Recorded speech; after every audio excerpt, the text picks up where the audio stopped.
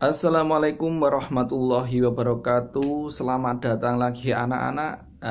Sekarang kita lanjutkan pelajaran berikutnya, tetap pada tema 8 subtema 3 pada materi bahasa Indonesia. Bisa dibuka bukunya halaman 76, yaitu tentang mengidentifikasi cerita fiksi ya.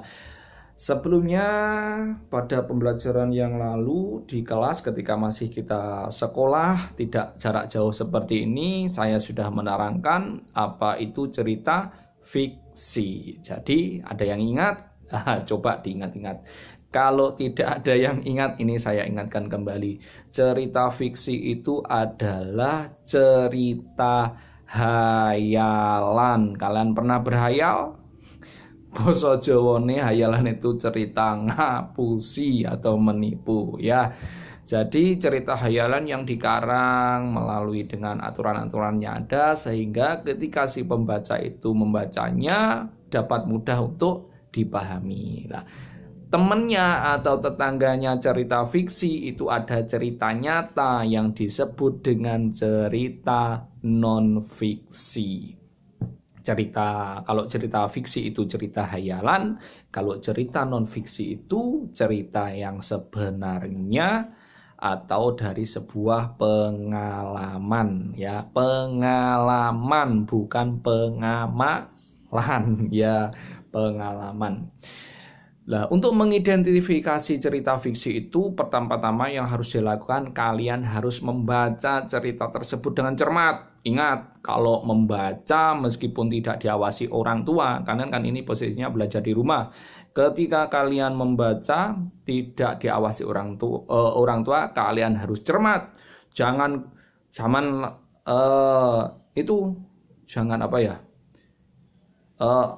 mindap-mindip istilahnya. Orang no ibuku, orang bapakku, kak sido tak waca tak tutup, ngolek enek terus dibaca. Jangan seperti itu. Ada atau tidaknya orang tua yang mengasihi kalian ketika di rumah belajar, kalian harus tetap semangat belajar. Jadi baca cerita yang ada di situ, ada lihat di bawah judul, di bawah judul. Di bawah judul. Di bawah ini tadi apa? Mengidentifikasi cerita fiksi. Di situ ada bacaan atau cerita yang berjudul tentang legenda batu menangis. Nah, mana mungkin? Coba bayangkan, ada ndak batu yang menangis? Pasti tidak ada. Coba satu soto Jayan di kecamatan ini, ada nggak yang namanya batu menangis? Siapa yang pernah tahu batu menangis? Pasti tidak akan ada. Nah, karena tidak ada, karena itu karangan, maka disebut sebagai cerita fiksi. Kemarin pada pertemuan sebelumnya sudah saya terangkan kan, banyak macamnya cerita fiksi. Ada legenda, ada fabel, ada sage, ada banyak kemarin. Coba dibuka lagi pada pembelajaran sebelumnya kalau lupa ya. Tetap semangat belajar. Nah, di sini cerita hayalan atau cerita fiksi ini dengan judul legenda batu menangis ini sangat menarik. Nah, maka dari itu tadi di awal sudah saya terangkan, kalian baca dan diidentifikasi. Caranya bagaimana? Saya ulangi lagi, dibaca yang serius. Ingat, jangan membaca tok. Jadi dibaca sambil dihayati. Dihayati ngerti nggak, Cah? Dihayati itu dibayangkan seolah-olah yang menjadi atau yang bercerita itu adalah kamu sendiri.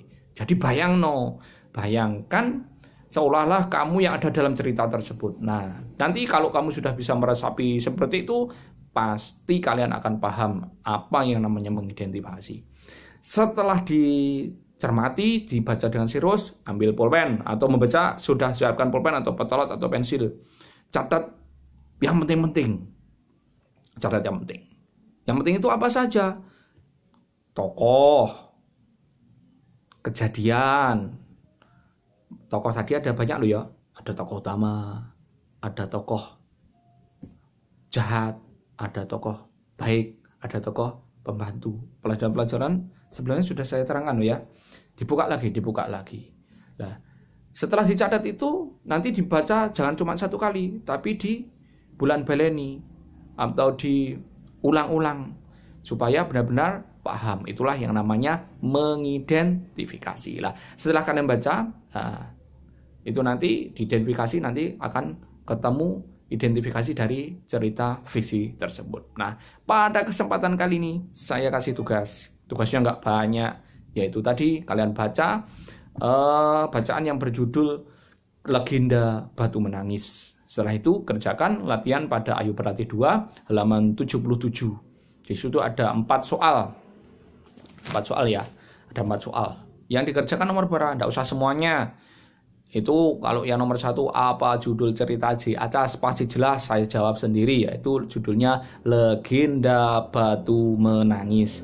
Kalian cukup menjawab pertanyaan nomor 2, 3, dan 4. Caranya bagaimana? Nggak usah kirim WA atau SMS kepada saya, langsung tulis saja di komen pada video ini dengan cara 2. Siapa tokoh utama cerita di atas? Biasanya kalau di kelas ada pertanyaan, Pak, soalnya ditulis, Pak. Tidak usah, langsung jawaban saja. Nomor 2, tokohnya siapa? Nomor 3, bagaimana sifat masing-masing dari tokoh tersebut? Dan terakhir, amanat dari bacaan di atas apa? Itu amanatnya ditulis. Nah, jadi ada 3 soal, nomor 2, 3, dan 4. 2, 3, dan 4. Gini ya, 2, dan 3, 4. Dan jangan lupa sebelum kalian menjawab ini, kalian tulis nama kalian. Misalkan dalam komentar di video ini ditulis nama siapa, misalkan Jono, terus jawaban. Jadi saya ketika mengeceknya